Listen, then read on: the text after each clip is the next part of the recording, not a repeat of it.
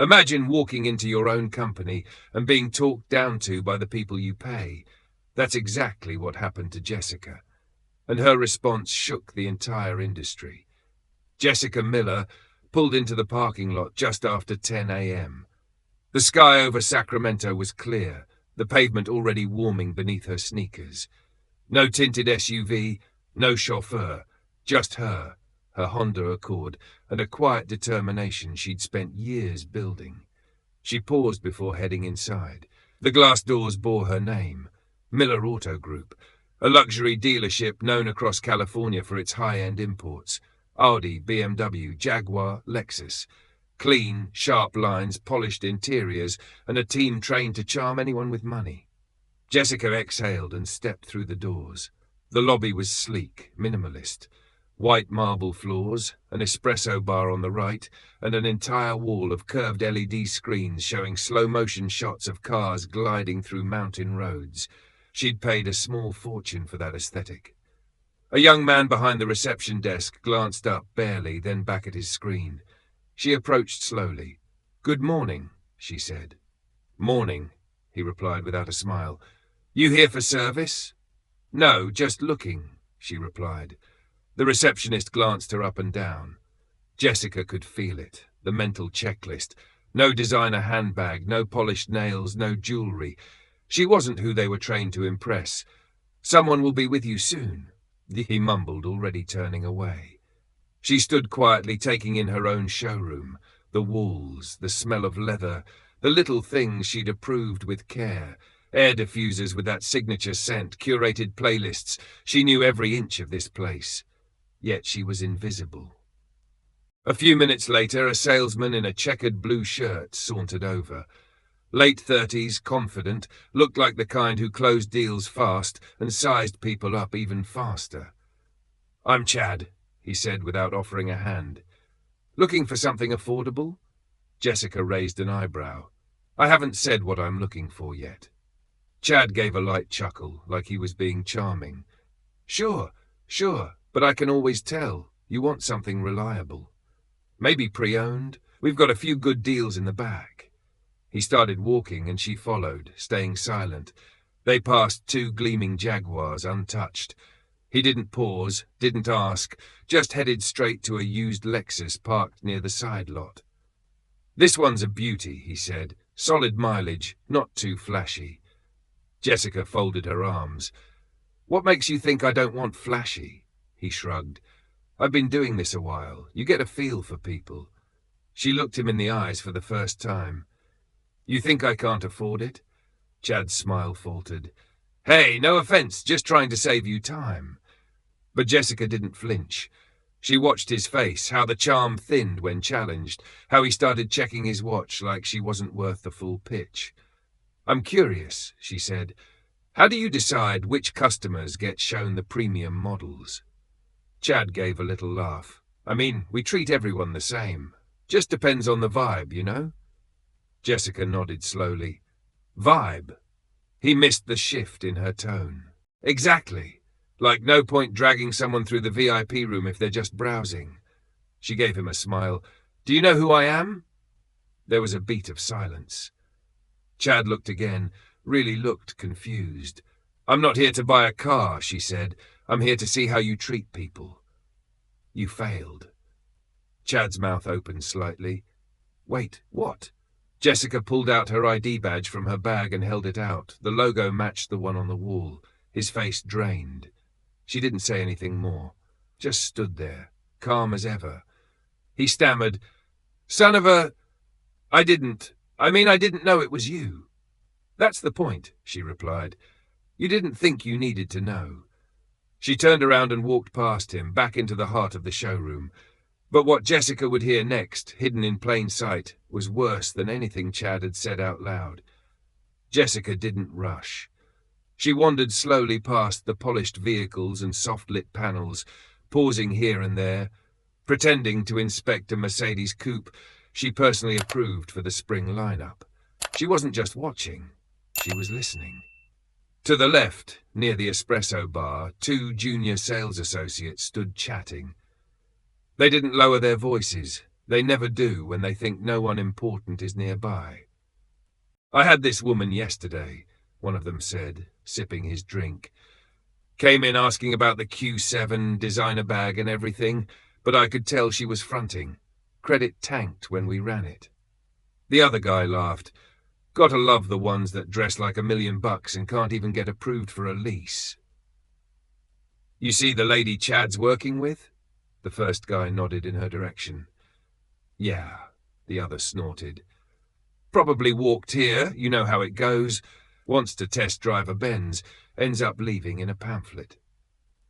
Jessica kept her back to them, pretending to study the vehicle specs on a nearby touchscreen. She didn't need to look to feel it. The arrogance, the entitlement, the judgment, dressed as banter. They had no clue who she was, and that was exactly the experiment she wanted to run. She walked over to the Porsche section. It was more exclusive, with a lounge tucked in the corner and sales reps assigned only to high-profile clients. Jessica had designed it to feel elite, welcoming but intimidating if you didn't belong. A woman was there already. Black, mid-50s, immaculately dressed in tailored cream slacks and a silk blouse. She was alone, flipping through color options. Jessica watched as another salesman, a tall, thin guy with a sharp tie and slicked-back hair, approached the woman with a practiced smile. "Looking for something specific?" he asked. The woman smiled politely. "Yes, the McCann. I've been doing my research, of course." "Of course," he replied too quickly. "Just so you know, we do require proof of funds before test drives in this section. Not personal, just policy." Jessica's stomach turned. The woman blinked. "I wasn't asking to test drive it yet. I wanted to ask about the differences in trims." Sure, he said. "Just putting it out there. A lot of people look, but this isn't the usual inventory." Jessica stepped in before she could stop herself. "Is that how we speak to clients now?" she said, her voice direct. The salesman turned toward her, confused. "Sorry, do you need assistance?" "No," Jessica replied. "I need to understand why you're quoting policy to a potential buyer who hasn't even asked to drive the car." He hesitated. "It's just we've had issues before. I didn't mean anything by it." Jessica glanced at the woman, who was now quietly stepping back, clearly uncomfortable. "I designed this section," Jessica said, "so I'm very familiar with what the policy is. You're not quoting it. You're weaponizing it." The man's expression changed. "Wait, you're Jessica Miller?" She didn't answer. Instead, she turned to the woman. "If you still want to see the McCann, I'd be happy to walk you through it myself." The woman looked relieved, then surprised, then curious. "I'd like that, yes." The salesman stepped back awkwardly. "Miss Miller, I apologize." "I'm not here for apologies," she said. "I'm here for truth." She and the woman walked away, Jessica explaining the difference between the McCann S and GTS as naturally as if she were back in the early days of her career. She asked questions. The woman answered easily. They laughed once or twice. Jessica offered her a test drive and never once asked for bank statements. When they returned, the woman thanked her. "You should have seen the look on his face." Jessica smiled. "I did. That's why I'm here." But as Jessica headed toward the office wing, what she was about to uncover next would make her question whether this issue was just employee behavior or something built into the very bones of her company. Jessica walked through the frosted glass door labeled Authorized Personnel Only, her badge swinging from her belt loop. Most staff didn't recognize her in casual wear, but the office wing was different. People glanced up. Some froze mid-conversation. A few offered tight smiles. She nodded but didn't stop. Her old office was at the far end. Clean lines, minimalist desk, framed photo of her with her late grandfather, who used to fix up used Buicks in Stockton. He taught her everything she knew about cars and people, but Jessica didn't go there. She veered off toward the break room instead. The door was open. 2 men and a woman sat inside eating lunch, half watching a sports segment on the wall-mounted TV. They didn't notice her at first. "So, what happened with that woman last week?" one of the men asked, unwrapping a sandwich. The woman laughed. Oh, she wanted the AMG coupe, had her nose in the air the whole time. I told her there was a 6-month wait list, and guess what? She asked if we could make an exception. I said, we don't do exceptions for dreams. They all burst out laughing. Jessica leaned quietly against the doorframe. The other man added, that's what happens when people watch too much reality TV, think they can just walk in and buy a 6-figure car like it's Amazon. The woman shrugged. If they don't look the part, they probably aren't the part. Simple. Jessica stepped forward. So what does someone have to look like to buy a car here? All three heads snapped around. Mom, the woman started, but Jessica held up a hand. No, really, what's the look? Because from what I've heard so far today, it sounds like you all have a picture in your head of who deserves to be here and who doesn't. The first man swallowed hard. We didn't mean. Jessica cut in, her voice level. You meant exactly what you said. You felt safe enough to say it in here because you assumed no one was listening. But I am. The room fell silent except for the low volume of the TV. I built this place, she said quietly, from the ground up. I opened it because I wanted to change how this industry treats people who looked like me. And now I walk into my own business and hear this. The woman looked down. The other man started to speak, but stopped. Jessica stared at them. You think you're just making jokes, but every laugh tells the next salesperson it's okay to assume, to insult, to ignore. The silence that followed wasn't the guilty kind. It was the kind that came when people realized they weren't just caught. They were the problem. She didn't yell. She didn't need to. After a long pause, Jessica said, Finish your lunch, then meet me in the conference room. You too, she added, glancing at the woman. Then she turned and walked out, heading down the hallway, her sneakers silent against the polished concrete floor as she reached the executive offices. She caught snippets of conversation behind closed doors. HR, sales management. People discussing sales quotas and incentives. The numbers looked fine on paper, but the culture rotten. She pulled aside Dana, her assistant of 7 years, and said, I want every team member in the conference room in 10 minutes. No excuses. Dana blinked. Is everything okay? No, Jessica replied, but it's about to be. But what happened once everyone sat down would not just shake the room. It would shake the entire company to its core. The conference room filled up fast. 27 employees in total, including sales reps, admin staff, the marketing lead, and 2 managers. Some carried notepads, others just their nervous expressions. Everyone could feel something was coming, but they didn't know what. Jessica stood at the front of the room. No podium, no presentation, just her. I'll keep this short, she said. Some of you don't know who I am. That ends today. She paused and looked around the room. A few people shifted uncomfortably in their chairs. Others stared, trying to piece together where they'd seen her before. I'm Jessica Miller, she said, letting the words land, founder and CEO of Miller Auto Group. Murmurs started immediately. A few jaws actually dropped. I came in today without an appointment. No heels, no badge, no last name. I did that because I needed to see how this place runs when no one thinks I'm watching. The room went still. I was ignored by reception, condescended to by sales, and shown a used Lexus as if it was all I could possibly afford. Meanwhile, I heard private conversations both on the floor and in the break room that made it crystal clear. This isn't about one bad day. This is about culture. She locked eyes with Chad, the salesman who'd written her off hours earlier. He looked like he wanted to disappear into the floor. To be clear, Jessica continued, this isn't about selling cars. This is about how you see people, how you treat people. Someone in the back tried to interject. Miss Miller, we treat. She raised a hand. Don't finish that sentence unless you've actually seen how everyone gets treated here, because I have. She reached into her bag and pulled out a slim folder. This This is a report from a consulting firm I hired 2 months ago. They've been running anonymous visits to our dealerships, every single one, including this one. A wave of unease hit the room. I didn't tell anyone, she said, because I wanted honesty, not performances. What they found confirmed my fears.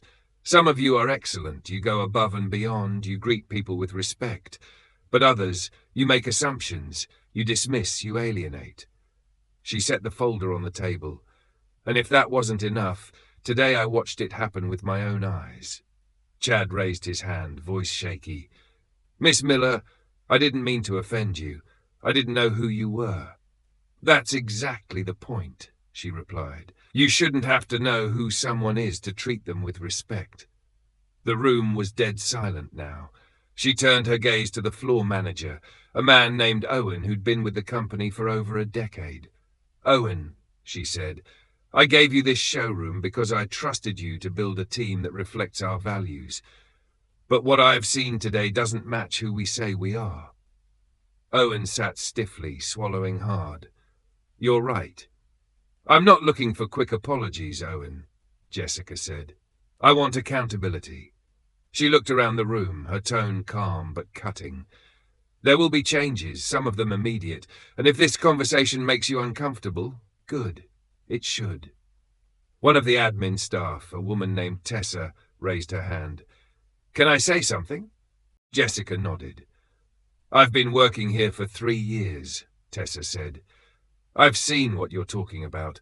I've watched co-workers skip over people who don't look the part, and I've been told to let it go, but it never sat right. Jessica nodded slowly. Thank you for saying that. People like you are the reason this place is still standing. She turned back to the room. Starting today, we're going to rebuild from the inside. Some of you won't be here next week. Others will be promoted. But every single person in this building is going to be retrained, not on selling cars, but on decency. For you, a free like is easy, but for me, it is the greatest support and encouragement. For this video, can you give me 1 like and 1 subscription? Thank you very much. But what Jessica put in motion after that meeting would shake more than just her team. It would ripple out across the entire industry. By 8 a.m. the next morning, the HR team from corporate was already in the building. Jessica hadn't wasted a minute. She sat down with Dana and 2 senior HR reps, Dolores and Quentin, at the conference table. In front of them were transcripts, security footage, logs, and incident reports from the past 6 months that had quietly piled up but never been addressed properly. Today, that changed. Let's start with Chad, Jessica said, flipping open a folder. Not just what happened yesterday. Dolores skimmed her notes. 2 past complaints, both female clients. Both involved assumptions about credit and being steered away from luxury models. Jessica exhaled slowly. He's done, agreed Quentin. They moved on to the break room trio. One was a repeat offender. The other 2 had clean records until now. The woman, Denise, had been promoted just 4 months earlier. Jessica shook her head. If you've been given more responsibility and still think it's okay to talk about customers like that in a shared space, you're not leading anything. Termination, Dolores asked. Jessica confirmed. By noon, 5 employees were quietly dismissed, each handed severance packets escorted out professionally. No drama, no announcements, just a sudden vacuum of bad habits being cleared from the room. But it wasn't just about firing people. Jessica knew that alone wouldn't fix what had rotted underneath. She turned her attention to training, not the generic kind, not the slideshow in the break room nonsense that got ignored after day 1. This has to be personal, she said. Real scenarios, role-played. We start with how unconscious bias shows up in speech, posture, tone. I want people looking at themselves, not just nodding through it. Dana added, we could partner with that group from San Jose, the one that runs workplace equity simulations. They're hands-on and blunt. Perfect, Jessica said. Bring them in. Next came recognition. Tessa, Jessica said thoughtfully, leaning back in her chair. She's been holding her tongue for years, but yesterday she spoke up, promoting her to customer experience lead. Full salary bump? Done, said Dolores. She's earned it. Jessica tapped her pen once, twice. I also want the team to know why she's being promoted. Make it clear this is about who we are, not who we pretend to be when someone important walks in. Meanwhile, the story of what had happened during Jessica's visit had already started spreading. Vendors were whispering. A couple of clients who happened to be in the building that day sent emails applauding her response. One even posted about it on LinkedIn, without naming names, but praising a CEO who showed up unannounced, witnessed racism firsthand and didn't let it slide. Within 24 hours, the post had over 800 shares. Still, Jessica kept her head down. She wasn't looking for applause. She was rebuilding something that had her name on the glass, but not enough of her heart in the walls. That night, she stayed late, walked the lot alone, past every vehicle, every bay, looked through the windows of the showroom with a different set of eyes. The problem hadn't started with the staff. It had started with the systems, with what was allowed, what was brushed aside, what no one wanted to address unless it threatened the numbers. She made a silent vow to herself right there, next to a row of 2024 Jaguars. Never again. The next morning, she held a brief staff meeting. Everyone was quiet, waiting for another bomb to drop. Instead, Jessica said, "What we do here is about more than selling cars. It's about every person who walks through those doors feeling like they matter, even if they don't look like your version of a high-value customer." Then she paused. "If that doesn't sit right with you, this isn't the place for you." No one moved, but several exchanged glances. She smiled faintly. "That's okay. We'll show you how to do it right. But it starts today." But while the walls of Miller Auto Group were changing, Jessica knew she still had one final decision to make, and it would test everything she believed about forgiveness, accountability, and leadership. The next few weeks were a storm Jessica had planned for, but still had to weather in real time. Not everyone was happy with the changes. A few employees quit quietly. 2 walked out mid-shift, leaving their badges on the front desk like some kind of statement. Jessica didn't flinch. She brought in a new head of sales from the Reno location, Arden Wells, a straight shooter with a reputation for calling out bias mid-sentence. Arden walked in on her first day, held a team huddle, and said, "If you're more focused on a customer's shoes than their questions, you're in the wrong line of work." That set the tone. Training began the same week, not in the conference room, but in the showroom itself. They used real interactions, reenactments. Jessica insisted the trainers pull examples from actual transcripts, changing names but keeping the words. It made people squirm. That was the point. Tessa, now officially customer experience lead, was thriving in her new role. She started sitting in on every client interaction flagged as incomplete and began recording feedback in a new system she designed with the IT team. Her reports weren't just numbers. They included quotes, context, and suggestions. Jessica read every single one. "I don't want to just react anymore," Tessa told her one afternoon. "I want us to anticipate." Jessica smiled. That's leadership. Meanwhile, Jessica had been getting emails, dozens of them. Some were from other dealerships in the area, curious about what she was changing. Others came from people she didn't know. Black women, single moms, first-time buyers, thanking her for standing up to what they'd experienced so many times but couldn't prove. One email stood out. It was from Cynthia Harmon, the woman Jessica had helped in the Porsche section that day. She wrote, "I walked into your showroom expecting to be tolerated.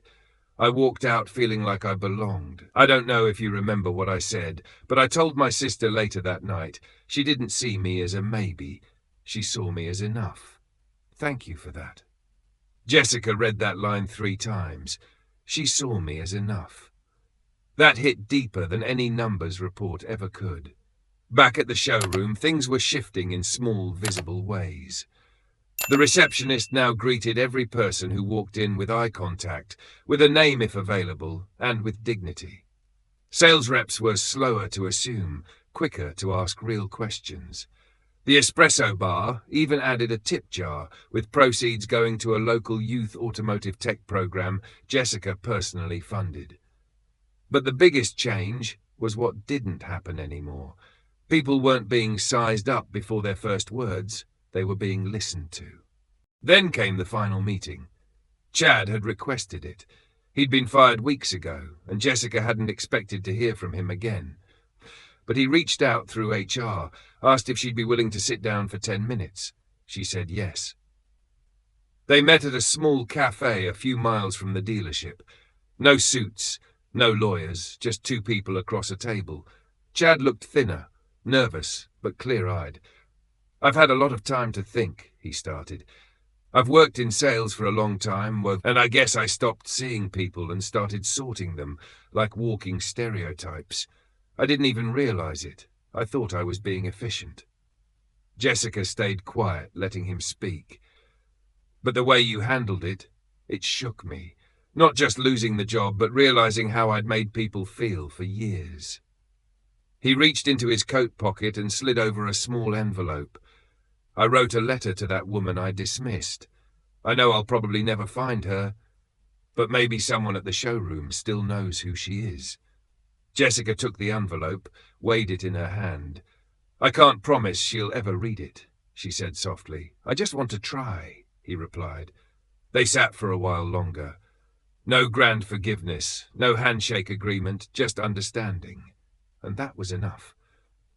But as Jessica left the cafe, watching the sun dip behind the glass buildings, one final thought began to rise. A message she knew she had to share with the world before this story ended. 3 months later, Jessica stood by the showroom entrance, arms folded, watching a young couple, first-time buyers, chat excitedly with one of the newer sales reps. They were asking smart questions, not just about features, but financing, service, long-term care. The rep, Malik, a soft-spoken former mechanic turned salesperson, wasn't rushing them, wasn't making assumptions. He was listening. That's what Jessica noticed more than anything lately. People were listening. The showroom felt different now, not just in tone, but in rhythm. There was a pace to it, steady, intentional, respectful. No one was cutting people off mid-sentence. No one was scanning for wallets instead of answers. Jessica stepped outside, letting the warm air hit her face. She thought about how long it had taken to build this place and how close she'd come to losing the heart of it. Not to bad business, but to comfort. Because that's what allowed it all to slide. Success had made the team comfortable. Comfortable enough to ignore microaggressions. Comfortable enough to look the other way. Comfortable enough to forget that no matter how shiny the cars were, people still carried invisible wounds when they walked through the door. Sometimes from life, sometimes from places just like this. Back in her office, Jessica pulled out a folder labeled Client Notes Personal and slid out Cynthia Harmon's email again. She kept it there as a reminder, proof that change wasn't just about protocol, it was about people. She'd already shared parts of her experience during a conference call with other dealership owners across California.